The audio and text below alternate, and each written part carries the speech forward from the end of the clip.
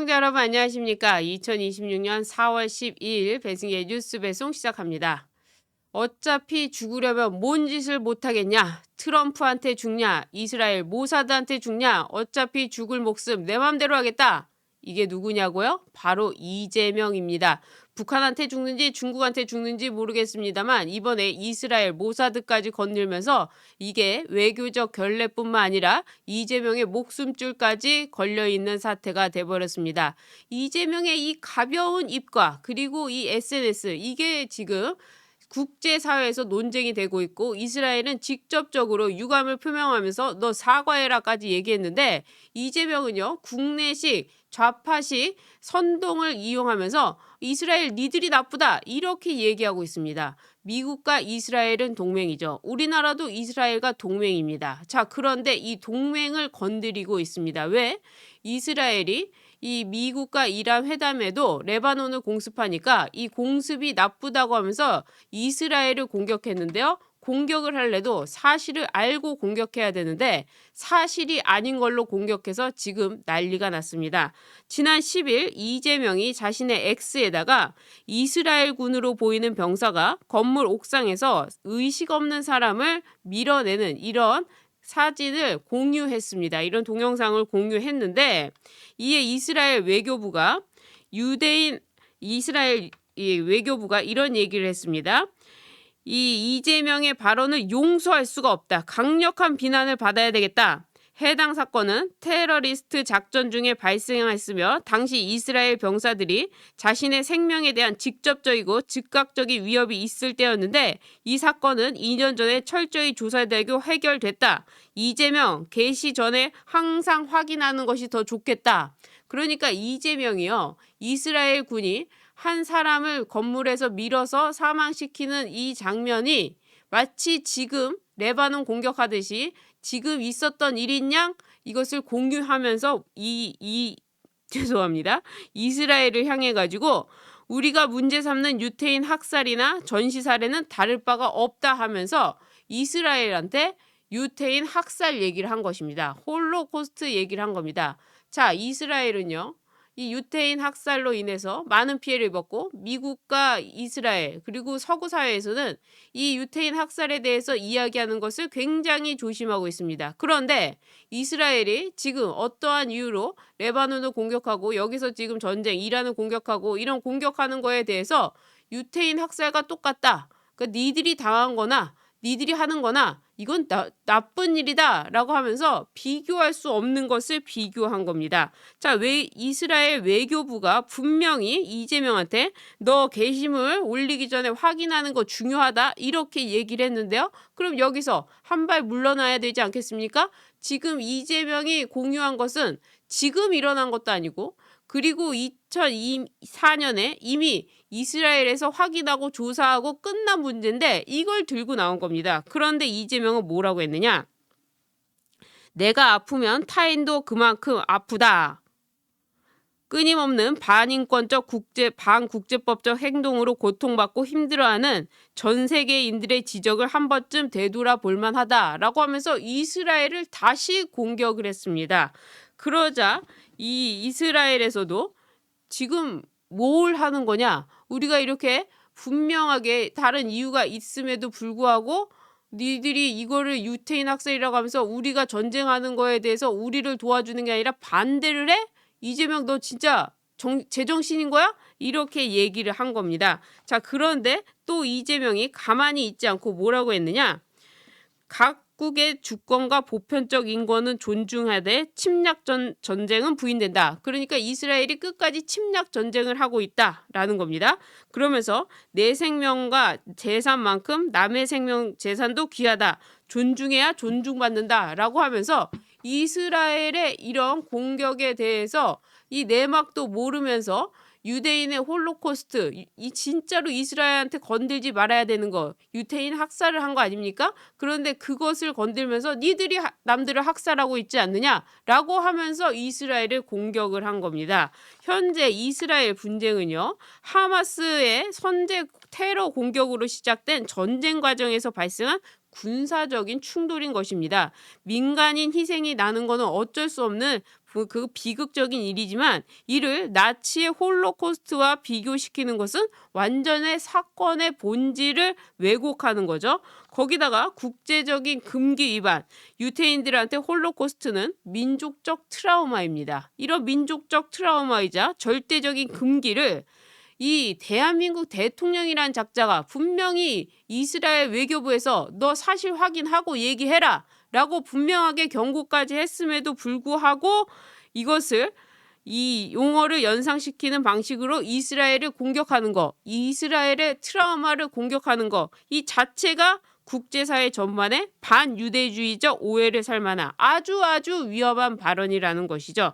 그래서 지금 홀로코스트, 유태인 학살이라는 것은 일방적인 인종 학살 아닙니까? 이런 인종 학살가 지금 하마스의 공격으로 이스라엘이 공격하는 거 이거 상황은 전혀 다른 거죠. 테러 집단과의 전쟁 중에 있는 이스라엘이라는 겁니다. 자, 이렇게 복합적인 맥락이 있는데 이를 구분하지도 못하고 대한민국 대통령이란 작자가 홀로코스트, 유태인 학살 이것과 비교해서 이스라엘을 공격하는 거 이거 정말 너무나도 뻔뻔하지 않습니까? 자, 이런 식으로 지금 이재명이 이스라엘과의 외교 전쟁, 외교 분쟁을 일으켰습니다. 이 나치 범죄와 이스라엘의 방어권은 혼동해서 국제적인 웃음거리가 됐고요. 그리고 이스라엘과의 갈등을 넘어서 홀로코스트를 기억하는 그러면서 이것은 다시는 있어서는 안 될 일이라고 하는 미국 및 서방 국가들과의 정서적 유대도 완전히 파괴했습니다. 이것은 국가 원수가 해서는 안 되는 전혀 선택해서는 안 되는 감성적이고 자극적인 단어에 의존해서 완전히 우리나라 국격을 실추시킨 겁니다. 자, 그런데요. 지금 이 전쟁이 이란과 미국과의 전쟁, 핵무기의 파괴, 그리고 이란이 지금까지 하마스니 ISIS니부터 시작해가지고 알카에다니 다 이런 테러 집단에다가 이란이 계속해서 무기를 공급하고 있었고 또 중국에는 원유를 공급하고 있었지 않았습니까? 자, 이런 식으로 했기 때문에 미국이 드디어 들어가서 핵무기를 파괴하고 그리고 이런 집단을 싸우면서 거기에 이스라엘도 참전을 하게 된 이런 중요하고 복잡한 사안인데 여기서 대한민국 언론들은 누구 편을 들고 있습니까? 트럼프는 전쟁광이다. 윤석열 대통령과 똑같은 사람이다. 그럼 미치광이다. 라고 해가면서 계속해서 트럼프의 말이 바뀌었다. 그리고 이란의 주민들이 어떻게 되고 있다. 이란의 인권이 어떻게 되고 있다. 이런 얘기를 하는데 이란에 대한 얘기를 하려면 이란의 하메네이 그 사람이 어떻게 했는지 독재를 어떻게 했는지 그것부터 알게 된다면 과연 이란 편을 들 수 있을까요? 그리고 중국에다가 이렇게 중국에다가도 석유를 갖다 주면서 이렇게 중국의 1대1로를 만들고 있고 그리고 각종 테러 집단에다 무기를 주고 하고 있는데 이런 이란 편을 든다는 거 그 자체가 문제 아니었습니까? 그런데 이재명이 이제는 아예 직접 나서서 이스라엘을 유태인 학살 이스라엘이 이 테러 집단을 학살하는 테러 집단에 대해서 전쟁을 하는 것이 유태인 학살과 똑같다. 니들이 당하는 거다. 이렇게 얘기를 했으니 완전히 난리가 난 것이죠. 이래서 이 대한민국에는 큰 문제가 발생할 수 있다. 일단 보복을 당할 수가 있다는 거죠. 어떤 보복을 당하느냐? 지금 삼성과 현대차, 우리 대기업들이요. 이스라엘 현지 연구소와 스타트업에 막대한 투자를 하고 있습니다. 자, 이스라엘이 맘만 먹으면 어떻게 할까요? 니들 나가. 그리고 모사드는 어떻게 할까요? 이렇게 경제적인 보복뿐만 아니라 이재명을 향해서 정치 보복을 할 수 있겠죠. 자, 모사드의 정치 보복. 모사드는요. 뒤끝 장렬입니다. 진짜 무섭습니다. 모사드는요. 몇십 년이 걸려도 반드시 보복합니다. 자, 이재명을 향해서 이 모사드가 과연 어떤 결정을 내릴까요? 바로 여러분이 생각하시는 그 결정. 그래, 너 한번 당해봐라. 우리가 어떻게 하는지 보여줄게. 이스라엘 모사드는요. 그 사람이 어디에 있든 어떤 일을 하든 간에 분명히 거기에 대한 보복을 합니다. 자, 이재명 어디 있는지 뻔히 아는데 보복 못하겠습니까? 몇십 년이 지나도 끝까지 잡아냅니다. 지구 끝까지 가서 잡아냅니다. 자, 그러니까 이재명은 트럼프한테 죽거나 이스라엘 모사드한테 죽거나 자 이런 상황이 되는 거죠. 게다가 군사 공백. 우리 군의 핵심 자산인 그린파인 탄도탄 추적 레이더, 자폭 드론, 정밀 유도 무기 등 유지 보수와 부품 공급, 이거와 관련해서 지금 이스라엘과 협력을 하고 있는데, 이와 관련해서 이스라엘로부터 핵심 국방 기술 지원을 못 받을 수도 있고 부품 공급도 중단될 수가 있습니다. 그러니까 대기업도 기술 중단, 안보도 기술 중단, 이렇게 될 건데 뭐하러 이재명이 이런 글을 남겨가지고 외교적인 이 문제를 일으키느냐. 이것은요, 또 하나 설명드리고 말씀드리겠습니다. 그리고 이스라엘의 우방국이 어디입니까? 바로 미국이죠. 우리나라 우방국은 어디입니까? 바로 미국입니다. 그럼 미국과 이스라엘과 우리는 어떤 관계여야 되죠?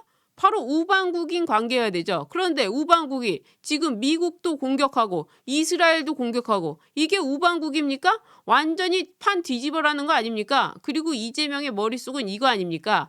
그래, 미군 니들이 그 중국 견제하기 위해서 갖다 놓은 주한미군 나가려면 나가봐라. 우리는 중국어랑 북한이랑 손잡고 나가겠다. 지금 이런 생각을 갖고 있기 때문에 미국한테도 저런 고자세로 나가는 거고, 이스라엘한테도 해서는 안 될 유태인 학살을 얘기한 것입니다. 자, 이렇게 완전히 전략적 외교적 고립이 돼버린 겁니다. 이렇게 우리나라에서 대통령이란 작자가 해서는 안 될 문제, 아니면 말고식으로 정치 무대에서까지 대형 참사를 부른 것, 이것은 이 우물한 정치, 우물한 선동에 이끌려서 되는 건데, 이 이스라엘한테 가짜 뉴스라고 이런 얘기까지 들었으면은 그만 가만히 있어야 되는데, 여기서 한 번 더 나간 것 이제 완전히 골로 가는 거죠. 그런 이재명이 그럼 왜 한 번 더 이스라엘을 공격했느냐? 좌파들이 특히 추미애도 나서가지고 이스라엘을 비판하는 이재명을 지지하고요. 그리고 이재명을 비판하는 사람들에 대해서 매국노라고 하면서, 이게 지금 좌파들의 결집 사태로 번져가고 있기 때문입니다. 좌파들은 도저히 무슨 생각을 갖고 있는지 알 수가 없는 작자들이죠. 이 사람들이 앞으로 이스라엘과의 기술협정, 안보 문제, 그리고 중국이 만약에 우리나라에 대해서 주한미군 철수했을 때 중국이 어디까지 내려올 것인가, 그럼 우리는 어떻게 될 것인가, 이런 중요하고 아주 깊은 문제를 생각하지 않고 있기 때문에 그저 간단한 선동에 넘어가는 것인데요. 이 이재명이 이렇게 이야기하고 있습니다. 매국노 얘기 앞서서도 말씀을 드렸는데, 존중해야 존중받는다. 이재명이 존중해야 존중받는다라는 얘기를 했어요. 존중해야 존중받는다. 이재명이 존중받을 짓을 하기나 했습니까? 자신의 죄를 지우려고 사법 시스템 파괴하고요. 의회 민주주의 파괴하고요. 그리고 의회를 장악하고요. 온갖 외교 안보 이슈를 거짓 선동하면서 혹세무민하면서 매국 행위를 해온 것, 정작 누구입니까? 바로 이재명이죠. 이재명 본인이야말로 사욕을 위해 국익을 훼손하는 매국 행위의 완벽한 표본 아닙니까? 그러면서 또 이재명이 세 번째 글에서 뭐라고 얘기했습니까? 보편 인권을 얘기했습니다. 보편 인권이요? 앞뒤가 맞지 않는 궤변이죠. 그럼 북한 김정은 3대 세습 독재 정권에 대해서는 왜 인권 유린이라는 말을 안 하고 있습니까? 또 중국 신장 위구르 인권 문제, 중국이 위구르 계속 먹으려고 거기를 완전히 탄압하고 있지 않습니까? 그리고 러시아의 우크라이나 침략 전쟁, 왜 여기에는 가만히 있습니까? 그리고 왜 이스라엘만 얘기합니까?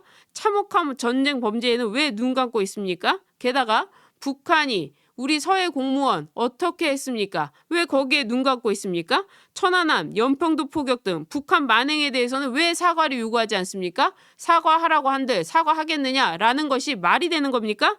북한에만 사과를 하지 않고 이런 기만적이고 위선적이고 헌법 정신이고 뭐 존중해야 존중받는다고 보편 인권이니, 이런 얘기를 한다는 것 자체가 이재명이 얼마나 위선적인 사람인지 알 수가 있는 겁니다. 특히 지금 네타냐후 있죠. 이스라엘 법원이 이 네타냐후와 관련해서 12일 전쟁이 끝나가니까 재판을 한다고 합니다. 네타냐후 총리의 부패 혐의 재판을 재개할 예정이라고 합니다. 예루살렘 지방법원은 성명을 통해서 사법 시스템 업무를 재개한다. 그러면서 이 네타냐후 재판, 총리 재판을 재개하는데, 자, 이렇게 전쟁이 끝나가니까 이스라엘은 어떻게 됐습니까? 총리의 재판을 진행하고 있습니다. 자, 그런데 이재명은 어떻게 되고 있죠? 이재명은 자신의 범죄를 없애기 위해서 지금 어떻게 하고 있습니까? 상권 분립을 무너뜨리고 권력을 사유화하지 않습니까? 박상용 검사 하나를 완전히 인격 살인해 가면서 찍기, 그러니까 좌표 찍기를 해가지고 박상용 검사 어디 나가지도 못하게 하고, 그리고 온 국민한테 망신당하게 하게 하고, 그리고 자신과 관련된 재판 검사부터 시작해가지고 판사들까지 전부 옥죄고 있는 게 누굽니까? 이스라엘을 공격할 것 같으면요, 네타냐후처럼 재판을 재개하라 이겁니다. 그리고 특히 이 쌍방울 대북송금 사건, 이거와 관련해서 얼마나 민주당이 하고 있는 이 사악한 권력의 횡포를 보십시오. 이런 식으로 헌법과 상식이 사라진 지 오래인데 지금 누가 누구에 대한 헌법과 국제 상식을 얘기하는 겁니까? 존중해야 존중받는다? 정말 욕이 나오려고 하네요. 야, 이재명아, 너가 지금 존중받을 때냐? 라고 말하고 싶지만 저희는 고품격 방송이기 때문에 욕설은 자제하도록 하겠습니다. 자, 네타냐후 이 재판이 재개되는데 이재명의 재판 재개, 조희대 대법관, 그러니까 왜 파기 자판 안 하고 파기 환송해서 이 모양 이 꼴로 만들었으며 지금 사법부가 법 왜곡죄니 대법관 증언죄니 이렇게 하고 있는데도 이 목소리 하나 못 내고 있으면서 국민들한테 눈 가리고 아웅식으로 그냥 넘어가려고 하는 거, 이것도 우리가 막아야죠. 조희대 대법원장의 결단이 중요한 것이죠. 그리고 판사들도 마찬가지입니다. 이제 판사들이요, 판사가 아닙니다. 완전히 공무원, 그러니까 공산주의 시대에 판사가 되는 겁니다. 자, 이런 식으로 되고 있는데 우리가 가만히 있어야 됩니까? 끝까지 이재명을 향해서 싸워야 되지 않나, 저는 이런 생각을 가지고 있습니다. 진짜로 목숨 걸고 싸우고 있습니다. 여러분들은 어떠십니까? 오늘 이재명이 지난 10일부터 굉장히 위험한 외교적 결례, 특히 이스라엘과의 이 충돌, 정말 위험한 상황이라서 여러분께 긴급 브리핑 해드렸습니다. 오늘 방송 여기까지 하도록 하겠습니다. 나가시기 전에 구독 버튼 눌러주시고요. 좋아요 버튼, 응원의 댓글도 많이 남겨주시길 부탁드립니다. 시청해주신 여러분 고맙습니다.